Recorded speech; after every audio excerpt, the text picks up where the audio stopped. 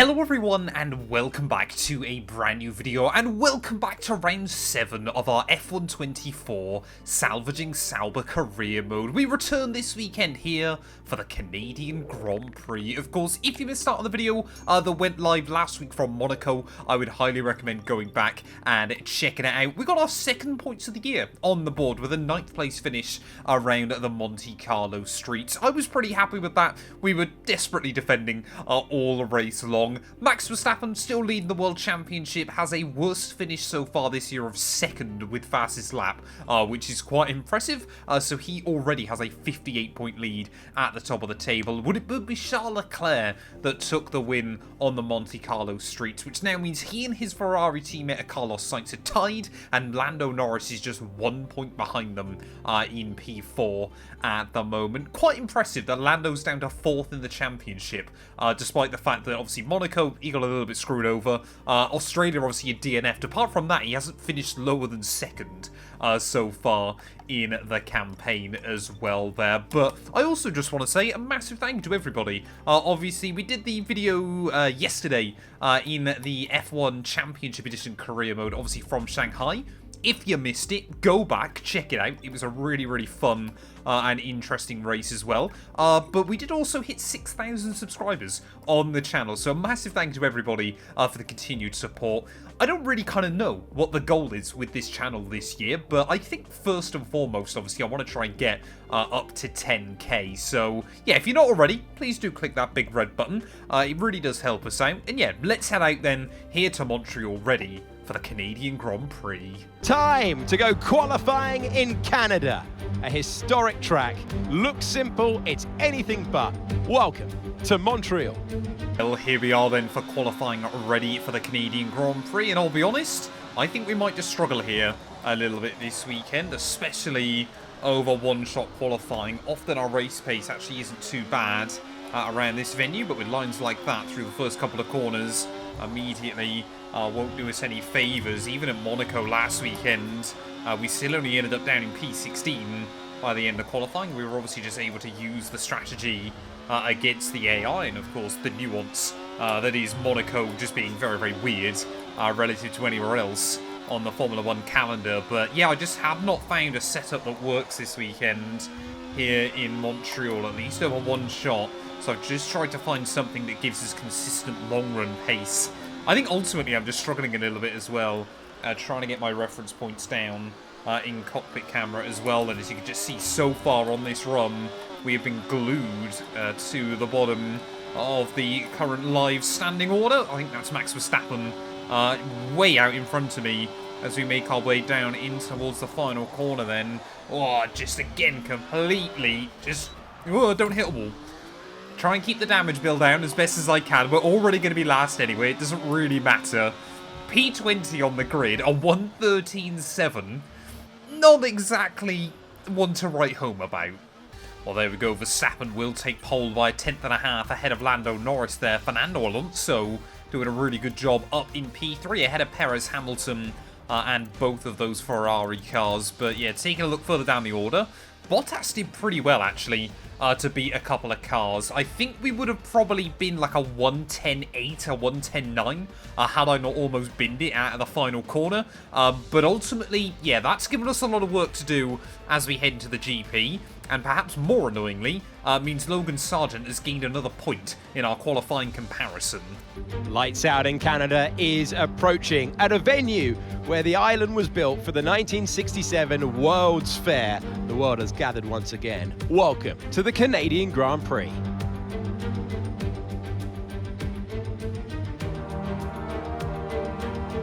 .7-mile circuit, peaking at around 190 miles per hour. 2 DRS zones, 14 turns, tight corners, a narrow track, and the famous Wall of Champions.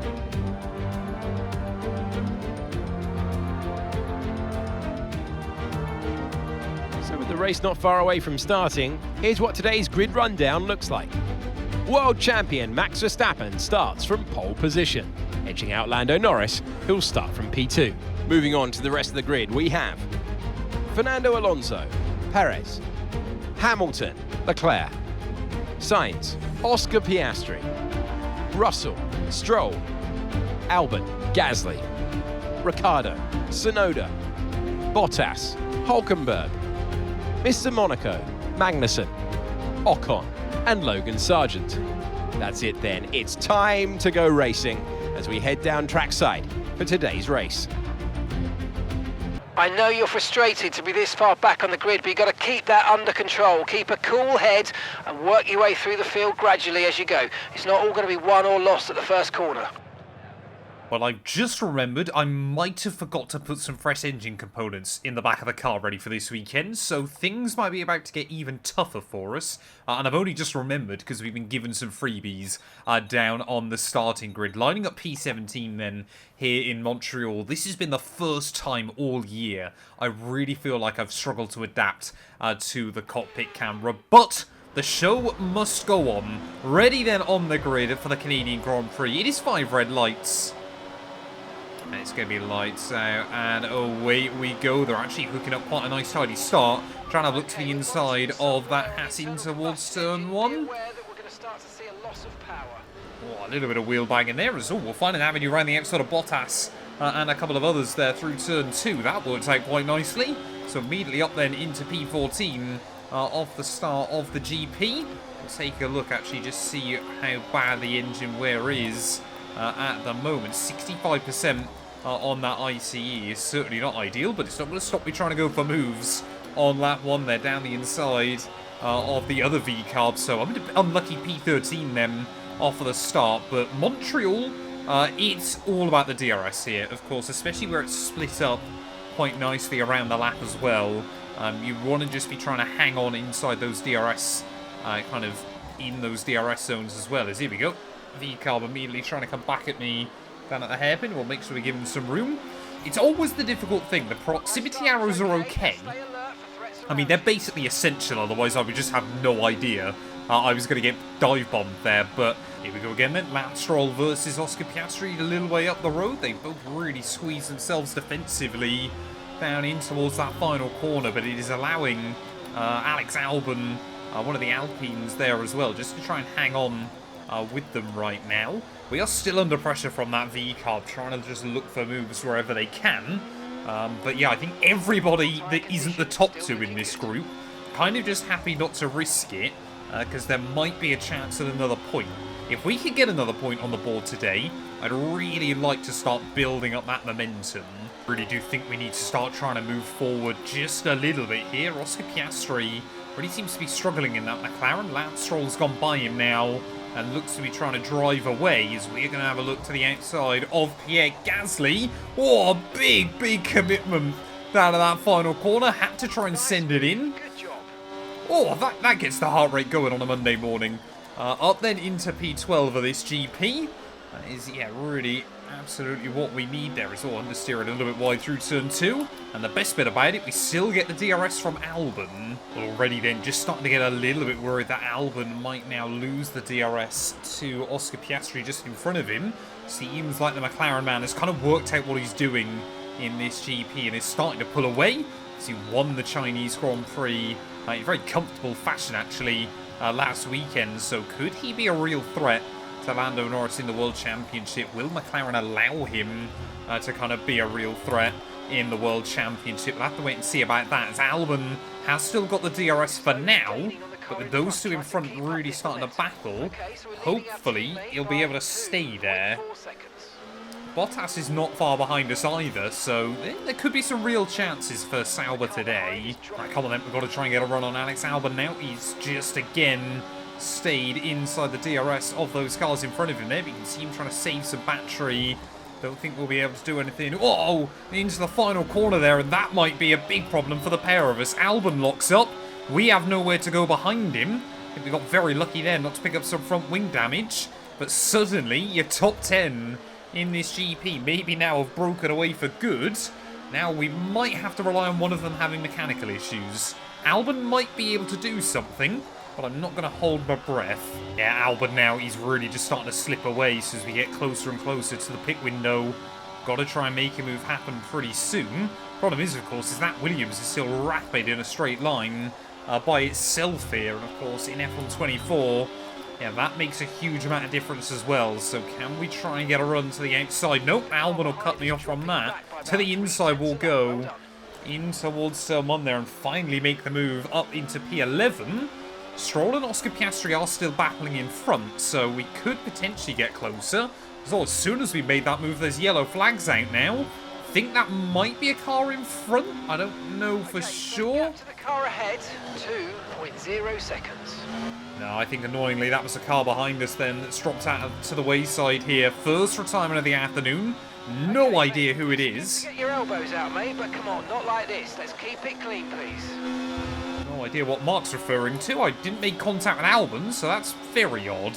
Oh no, things are getting worse. ERS now has stopped working, so I assume we just cannot use overtake. Remember the speed limit. Oh, we can. Penalised if we exceed it. Keep that in mind as you approach. That might be the most useless feature then, inside F124, even if the ERS brakes apparently. I think it just will either go into overtake or not on at all then, as Alex Albon and myself into the pit lane. So yeah, nice and tidy there, plenty of cars diving their way in, so maybe we can try and get the jump on the Thai driver through the pits there. I mean, hopefully we can just keep working together. That's kind of the big goal at this stage of the afternoon. Come on, why aren't we going? No idea what that was. I mean, that's just a Sauber F1 2024 pit stop, isn't it? Nowhere near as confident as they need to be. See these tyres through to the end now. And that's immediately given Albon a bit of breathing room. We need to push on this outlap to make sure he doesn't get away. Well, there we go. Most of our other runners then will be into the pit lane this time round, and I think we're going to have lost that quite badly here. Alex Albon still just pulling away from us in this race there as one of the Alpines. I think that's Gasly, and even Bottas has come out ahead of me here. So Sauber now running P13 and P14. The ERS is definitely not functioning properly. It's either off and recharging, or we're on overtake mode. So it's definitely a bit of an issue still. Good job we probably sensibly didn't have a chance at points this afternoon, because I really should have remembered to put new components in. Oh, now we're going to get a run past us from one of the V-carbs as well. Nope, they're going to put it all the way alongside me. They're still side by side. Down in towards the chicane. Not going to have that. Not just going to have someone sit alongside me and hope I back out. Down at the final corner, we have got to make an impression. Oh, this car is so slow. These mechanical issues, they are really, really costing us there. As again, that V-carb. Whoa, as I look down the inside, accidentally left the car in first gear through the hairpin, so that's going to give Tsunoda an easy invitation past us. And he'll even still have the DRS then down in towards the final few corners. Just over 10 laps to go of this race. I want to see the checkered flag if we can. But yeah, I think we might just now start dropping towards the rear of the field. A damaged Sauber car is just, I mean, you can't compete with anything. Oh, no. Wait, what have I done? Okay, be careful with the front wing. Oh, no. Didn't even realise that on the MFD, because I'm so used to looking at the orange ICE there, but just nicking the front wing through the final corner.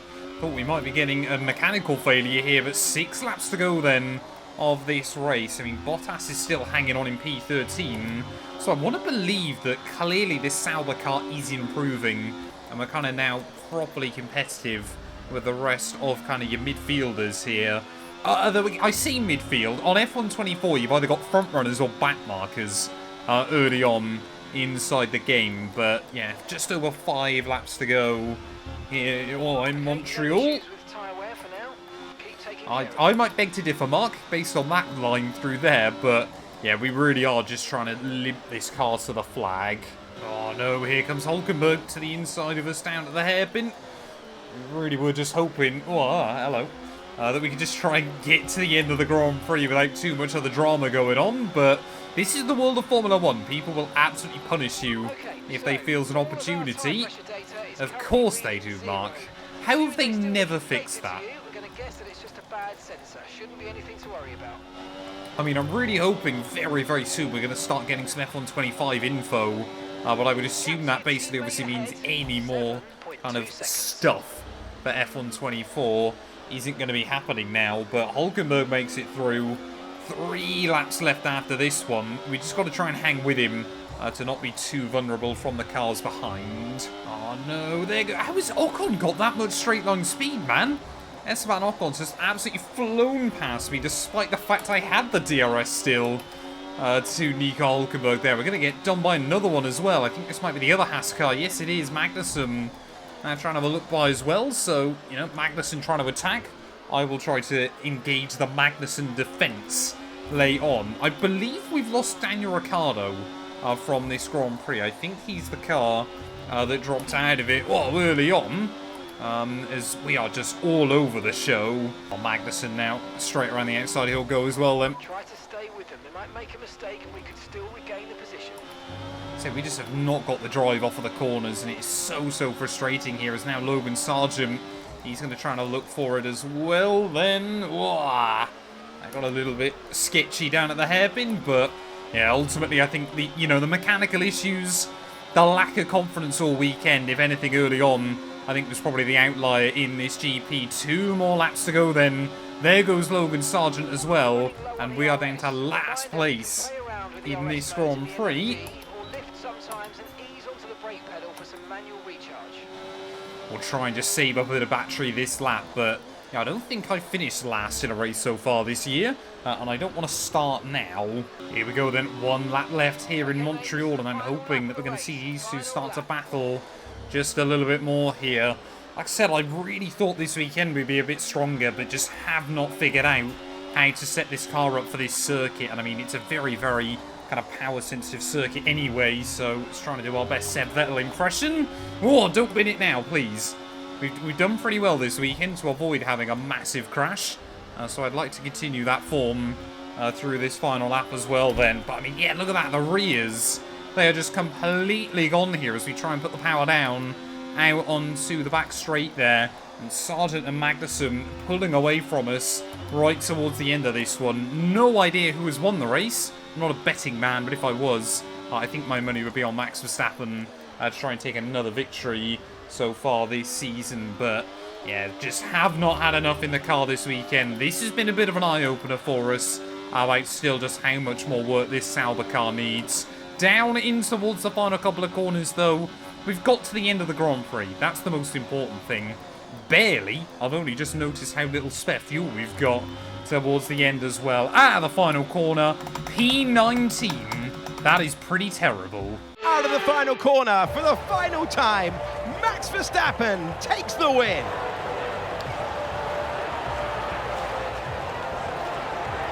There was never a moment of doubt today. You could tell that they completely had it under control, and that is a sign of greatness.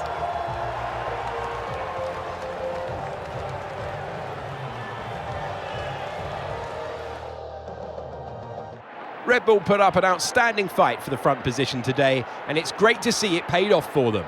They do so much for the sport that you can't help but be delighted by today's race win.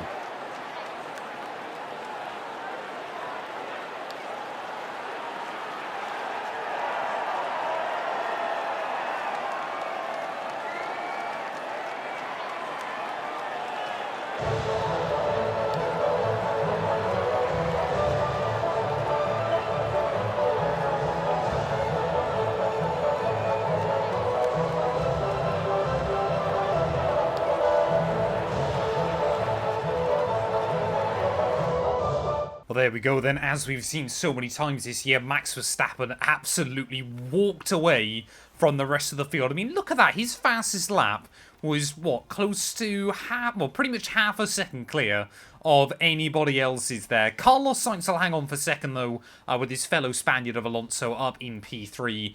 So a very good job done by then in the end. No real shockers. It was kind of your Big Five team scored all the points this weekend, which is a little bit of a shame for ourselves there. Bottas did get jumped by Tsunoda on the very last lap as well, and yeah, I was correct. It was just Daniel Ricciardo that failed to see the checkered flag, but a brutally tough race weekend for us. We definitely learnt a lot though, and that is important inside this game as well. Championship-wise, Verstappen, I mean, he's going to be wrapping this up with races to go, isn't he, towards the end of the year. 66 now clear of Carlos Sainz there. Norris in third ahead of Leclerc and Sergio Perez just ahead of Alonso, who's now ahead of both Mercedes cars as well. Lance Stroll gets another point on the board, which just brings him slightly further away from the rest of your back markers. Constructors-wise, though, no movement at all there. Red Bull still lead Ferrari, McLaren and Mercedes. We are still in 7th there, 2 points behind Alpine and 2 points ahead of Williams. V-Carb and Haas still yet to score. Thank you all so much for watching, though. If you have enjoyed, please do make sure to leave a like, get yourself subscribed, and we'll be back very soon when Formula 1 returns ready for, I believe, the Spanish Grand Prix.